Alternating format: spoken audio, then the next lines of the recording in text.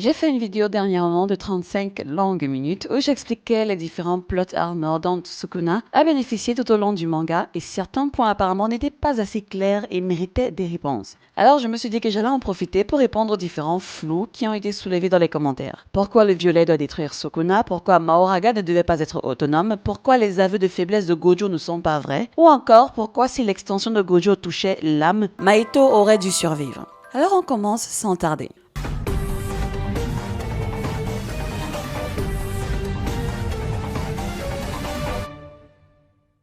Je le dis et je le répète, les deux violets lancés par Gojo devaient tuer Sukuna, peu importe sa force, et mettre fin à ce combat. Que ce soit celui du début lancé à 200% ou alors celui de la fin habilement placé. Depuis la fin du combat, certains affirment que le violet ne désintègre pas tout. Pour défendre cette idée, ils font des pirouettes sur les règles, changent les définitions pour quand ça les arrange, ou s'appuient sur des ajustements narratifs ou les flous volontaires de Gege. Ça me met en syncope. Holo Purple n'est pas une attaque classique. Ce n'est ni une explosion, ni un coup de force brute, ni une attaque qui dépend de la résistance physique ou de la quantité d'énergie occulte de l'adversaire. Violet est une fusion de bleu et de rouge. Cette fusion crée ce que le narrateur appelle une masse imaginaire. Le narrateur nous laisse comprendre, notamment au chapitre 75, que cette masse n'endommage pas la matière, elle l'efface. La différence est essentielle. Détruire laisse des traces. Effacer supprime l'existence même de ce qui est touché. En fait, c'est comme si vous vous imaginez frapper un arbre et parce que vous êtes très très fort, l'arbre se brise en 1000 morceaux. Ou à contrario, une attaque qui ne touche pas l'arbre mais le fait disparaître intégralement. On est d'accord que c'est deux choses différentes. Pour ceux qui demandent où c'est écrit que le violet annihile tout ce que ça touche, vous devez comprendre qu'on ne lit et qu'on ne comprend pas un manga seulement avec les mots, mais avec les images. On regarde ce qui se passe. Quand vous voyez Sukuna faire cette tête, il n'est pas nécessaire qu'on décrive qu'il a mal, puisqu'on voit l'expression de douleur intense dans le dessin. Quand on le voit ici, pas besoin d'avoir un doctorat en psychologie pour savoir qu'il est KO. On va dire que quoi? Qu'il a fait semblant d'être KO, ou alors que le coup de poing l'a mis en extase, qu'il est en plein orgasme et il jouit.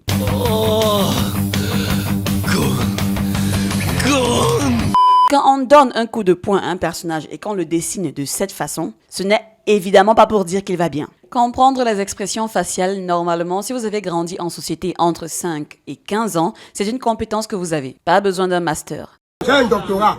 En quoi? Un master. Ce que l'auteur nous fait comprendre par l'image est aussi important que ce qui est écrit. Sinon, pour tout ce qu'il a dessiné, faudra en fait qu'on nous confirme tout par écrit. Là, par exemple, tout d'un coup, Yuji n'est pas triste sur le point de craquer, puisque ce n'est pas écrit, n'est-ce pas? Là, Sukuna n'est pas inquiet, puisque ce n'est pas dit, n'est-ce pas? Que personne, en fait, n'essaye de vous embrouiller ou de vous faire croire que vous n'avez pas raison d'interpréter ce qui est montré, ou que vous n'avez pas raison de vous sentir trahi. Gege Akutami utilise souvent la technique du show don't tell. Il montre des choses au lieu de les écrire noir sur blanc. Ce qui est normal, il ne prend pas toujours le temps de dire explicitement « voici la règle exacte, voici ce qui se passe sans exception ». Il préfère montrer les effets dans les dessins, les conséquences directes et laisser le lecteur comprendre à partir de ce qui est visible. Contre Sukuna, l'hôtel démoniaque touche Gojo physiquement. Les attaques de découpe le blessent, il saigne, il encaisse les coups directs. Les dessins montrent clairement que l'infini ne le protège plus à l'intérieur du territoire. Mais on nous fait aussi comprendre par l'image que Gojo se régénère hyper vite. Les découpes n'ont même pas le temps de le traverser. Ou alors, quand on regarde cette image, Gojo n'est pas blessé, il n'est pas surpris parce que ce n'est écrit nulle part. Donc, ce qui est visible et qu'on n'écrit pas, ça ne compte pas. Je suppose aussi là qu'on n'est pas sûr que Sukuna a pris sa forme de l'air et Anne, si ce n'est pas clairement écrit. Mais oui, c'est clair. Bref, on revient. Le violet est décrit comme une annihilation conceptuelle, pas comme une attaque mesurable en force ou en dégâts. Ce n'est pas une question de résister ou d'encaisser, c'est précisément pour cette raison que Hanami, pourtant extrêmement résistant, est partiellement effacé par Violet. Oui, parce qu'il a réussi à esquiver. Que Mahoraga, dont la capacité est de s'adapter à absolument tout, est totalement supprimé par Violet au chapitre 235 et que des zones entières disparaissent sans débris ni ruines. Parce que quand Violet touche quelque chose, cette chose cesse d'exister. C'est également pour ça qu'il n'y avait pas de reste de Toji ou des murs derrière lui. C'est pour ça que la destruction est lisse comme la sphère. C'est parti avec tout ce que ça a touché. C'est pour cela que l'argument Sukuna est trop résistant ne tient pas. La résistance fonctionne face à des attaques classiques comme dissection et lacération. Ça fonctionne contre le rayon de Rika puisque ce sont des attaques physiques renforcées par de l'énergie occulte, dont l'efficacité dépend de la solidité de la cible. Plus une cible est résistante, plus ses attaques doivent être ajustées. Le violet, lui, ne fonctionne pas sur ce principe. Il est décrit comme mathématique et abstrait, indépendant du rapport de force traditionnel. Giga Akutami explique dans plusieurs interviews que la technique de l'infini repose sur des principes conceptuels,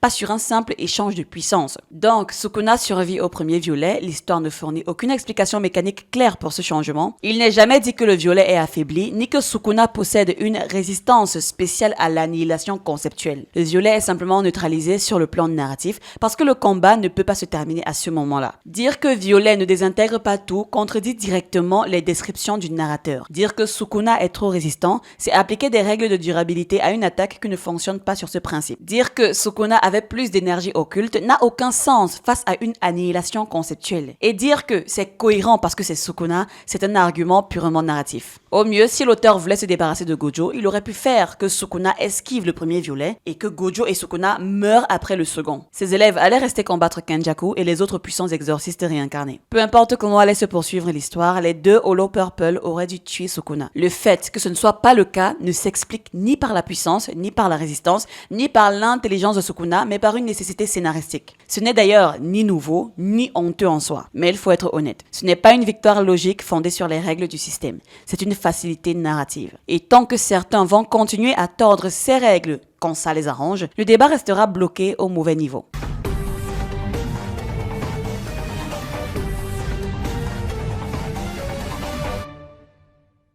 Alors, à l'affirmation Sukuna est plus fort que Gojo parce que Gojo l'a dit après sa mort, c'est l'un des arguments préférés des fans de Sukuna, sauf qu'il ne tient pas. Déjà, remettons une chose au clair. Les paroles d'un personnage ne sont pas une vérité absolue. Dans Jujutsu Kaisen, les personnages se trompent souvent. Même les plus intelligents. Au tout début du manga, Gojo Satoru dit clairement que le combat contre Sukuna serait difficile, mais qu'il gagnerait. Même après sa sortie de la lisière du supplice, il le répète. Donc, soit Gojo est infaillible et alors Sukuna n'est pas le plus fort, soit Gojo peut se tromper et alors sa phrase après la mort n'est pas une preuve. On ne peut pas choisir quand Gojo dit la vérité et quand il ment selon ce qui nous arrange. Ensuite, regardons les faits, pas les déclarations. Sans le corps de Megumi et la technique des 10 ombres, Sukuna n'a aucune réponse logique à l'infini. Zéro. Aucune attaque directe ne touche Gojo. La seule raison pour laquelle Sukuna progresse dans le combat, c'est Mahoraga. Mahoraga s'adapte, Mahoraga apprend, Mahoraga montre comment contourner l'infini. Et une fois l'adaptation faite, Sukuna copie. Madame, regardez, il triche. Sans ça, il allait rester bloqué indéfiniment. Et d'ailleurs, même avec l'adaptation, Sukuna ne domine jamais Gojo. Gojo gagne les échanges. Gojo contrôle le rythme. Gojo se bat contre Sukuna,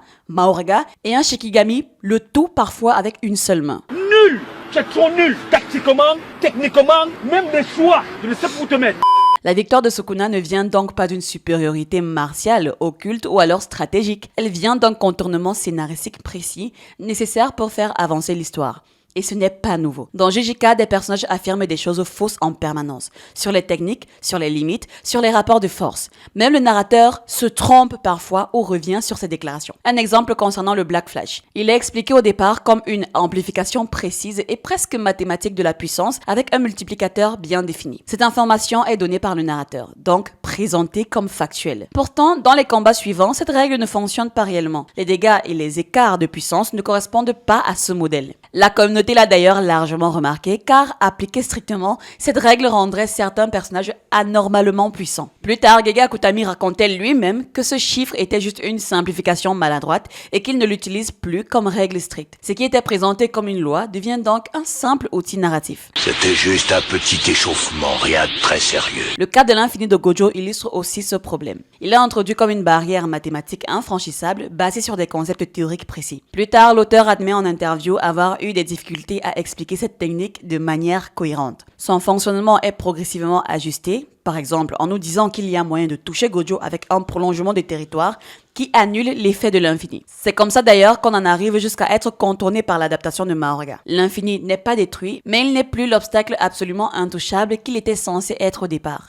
Yuta aussi dit que Akari est plus fort que lui. Pourtant, personne ne part sur ce principe pour dire que Akari est plus fort que Yuta parce que les faits disent autre chose. La puissance démontre la complexité des sorts et le panel d'options disponibles pour chacun des deux. Et enfin, la phrase de Gojo après sa mort, où il affirme que Sukuna n'était pas à fond, s'inscrit dans cette même logique. Cette déclaration est faite dans une scène symbolique, chargée émotionnellement, depuis le point de vue d'un personnage vaincu. À ce moment précis, si Sukuna n'avait pas utilisé Megumi pour encaisser l'infini de Gojo, il aurait perdu face aux effets de son territoire. Aussi, Sukuna durant cet affrontement n'a utilisé quasiment que la technique des 10 ombres et je trouve ça fou que Gojo puisse affirmer cela. Honnêtement, de tout le chapitre, c'est la seule déclaration qui me fait un peu grincer des dents. En disant cela, Sukuna est vraiment placé à un niveau monstrueux qui semble compromettre l'idée qu'un autre personnage puisse le vaincre. Cette déclaration risque de faire rentrer le manga dans des contradictions, car cela signifie que Sukuna a une puissance si colossale qu'il ne se donne même pas à fond face à Gojo. Mais s'il ne se battait pas à fond, qui peut même espérer le vaincre? J'espère qu'on n'aura pas des power-ups inexpliqués qui sortiront de nulle part. Elle sert avant tout à conclure un arc narratif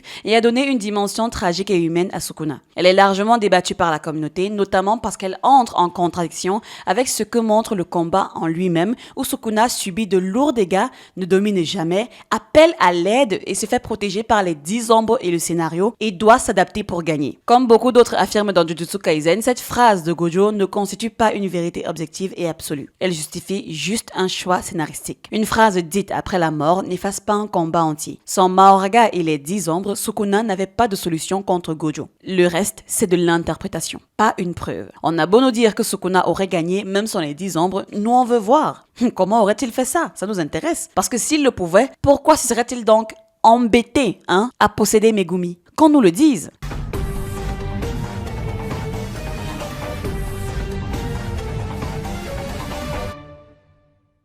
Alors, on continue avec les éclaircissements. Notamment pour le cas Mahoraga. J'expliquais que Makora n'est pas autonome et qu'il ne pouvait pas intervenir seul pour protéger Sukuna quand il a été mis KO par le rayon noir de Gojo. Et vous êtes nombreux à avoir répondu que non, Makora à Shibuya, invoqué par Megumi, était autonome face à Sukuna. Beaucoup en fait n'ont pas compris pourquoi j'ai donc placé ça comme étant une incohérence, une facilité pour sauver encore Sukuna. Donc je l'explique. Dans Jujutsu Kaisen, la technique des 10 ombres repose sur un système très cadré. Les Shikigami sont des constructions d'énergie occulte liées au flux de leur utilisateur. Lorsqu'un Shikigami est dompté, il obéit à l'invocateur et agit comme une extension fonctionnelle de sa technique. Lorsqu'il n'est pas dompté, il agit selon ses propres règles dans un rituel d'exorcisme précis. L'état de conscience de l'invocateur n'a donc pas un effet universel. Tout dépend du statut du Shikigami. La clé n'est pas l'inconscience, mais bien la nature du lien qui unit l'invocateur à l'entité invoquée. Le cas de Megumi et Mahoraga est le plus clair. Quand Megumi invoque Mahoraga,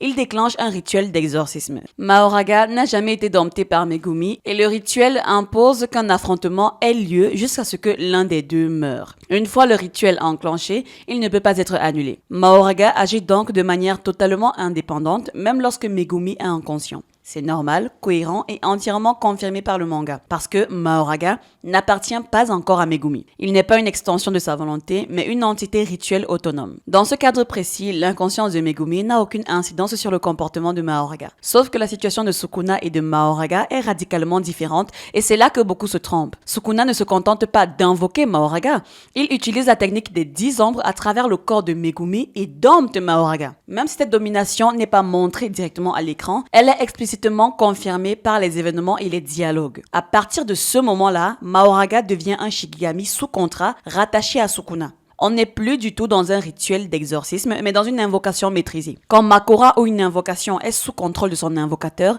il dépend de celui-ci pour tout. Même sa forme et sa puissance dépendent de l'invocateur. Nuée par exemple, l'oiseau électrique des 10 ombres, est radicalement différent quand il est invoqué par Megumi et par Sukuna par exemple. Donc, l'état de conscience de Sukuna à ce moment-là devait agir sur Makora, tout comme l'énergie occulte et la maîtrise de Sukuna agit sur Makora. C'est précisément pour cette raison que Megumi et Sukuna ne sont pas comparables.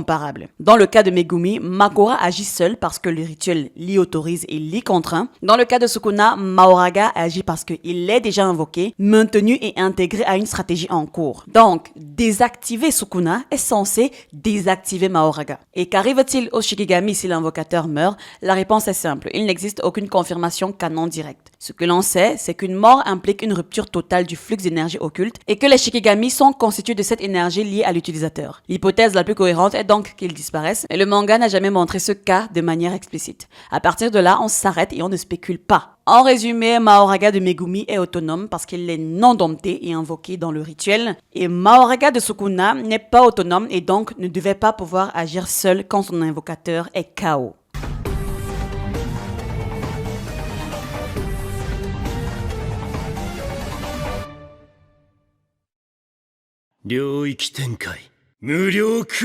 À ceux qui n'ont pas compris pourquoi j'ai parlé de Mahito comme contrepoids si jamais l'extension de Gojo touchait l'âme. Si l'extension de territoire de Gojo affectait réellement l'âme, alors Mahito, qui est le seul personnage à percevoir, à manipuler et comprendre l'âme de manière directe, aurait été le mieux placé pour en saisir la nature exacte, voire même la contrer. Or, ce n'est jamais présenté ainsi. Pourquoi? Parce que l'extension de territoire de Gojo Satoru n'est jamais définie comme une attaque de l'âme. Le manga est très précis sur ce point. L'effet de l'extension est une surcharge d'informations infinie imposée à l'esprit, au cerveau, provoquant une paralysie cognitive totale. La cible perçoit, comprend et reçoit trop d'informations à la fois, au point que toute action devient impossible. Il s'agit d'un effondrement mental, pas d'une altération directe de l'âme. C'est là que Mahito devient un excellent contre-exemple. Mahito est le seul personnage dont la technique repose explicitement sur un principe confirmé. Le corps suit la forme de l'âme. Il voit l'âme, la touche, la déforme et comprend intuitivement ce qu'est une empreinte spirituelle. Or, jamais Mahito ne décrit l'extension de Gojo comme une attaque visant l'âme. Au contraire, lorsqu'il est exposé brièvement à la sphère de l'espace infini à Shibuya, il est affecté comme n'importe quel autre esprit maudit par une surcharge mentale brutale, pas par une distorsion de son âme. S'il s'agissait d'une attaque spirituelle, Mahito aurait été le premier à en identifier la nature, voire à adapter sa technique en conséquence. Comme il a d'ailleurs pu s'adapter au fait de pouvoir attaquer l'âme de Yuji sans toucher celle de Sukuna et subir une punition. Ah oui, note importante, il y en a aussi qui disent que Sukuna protégeait l'âme de Yuji quand elle se faisait attaquer par Mahito. C'est faux. Sukuna protégeait son âme à lui. Il mettait en garde Mahito sur le fait de ne pas dépasser les bornes. Et donc, quand le fléau a trouvé un moyen d'atteindre l'âme de Yuji sans toucher celle de Sukuna, Sukuna n'est pas intervenu. Réalisez en fait une chose, Sukuna n'a jamais protégé Yuji, jamais. Ce qui démontre encore une confiance aveugle au narrateur, parce que vu la violence de l'univers de Jujika, Yuji aurait dû mourir depuis. Cette inaction de Sukuna, c'est comme s'il savait en fait qu'il n'allait rien lui arriver. N'est-ce pas par hasard un pacte fait avec Gege? Bref, trêve de plaisanterie, on revient au sujet. Quand on revient sur le combat donc Gojo-Sukuna, ce que Sukuna exploite, c'est soi-disant une répartition des dégâts mentaux. L'âme de Megumi Fushiguro est toujours présente dans son corps. Ryomen Sukuna n'a pas effacé Megumi, il l'a juste submergé. Quand l'extension du territoire s'active, Sukuna détourne donc cette charge vers la conscience de Megumi qu'il a subi de plein fouet. Ce qui n'a toujours aucun sens, puisque tout ce qui se trouve dans l'extension doit être touché. Comprenez que même si vous êtes 500 personnes dans ce territoire, Sukuna comme Megumi aurait dû subir, d'autant plus qu'ils partageaient le même corps. Voici en tout cas ce que j'avais à dire pour cette première partie de réponse. Il y a encore 2-3 points sur lesquels je reviendrai, mais dans une seconde vidéo pour éviter de rendre celle-ci trop longue. J'espère que la vidéo vous aura plu. On se dit donc à la prochaine, portez-vous bien.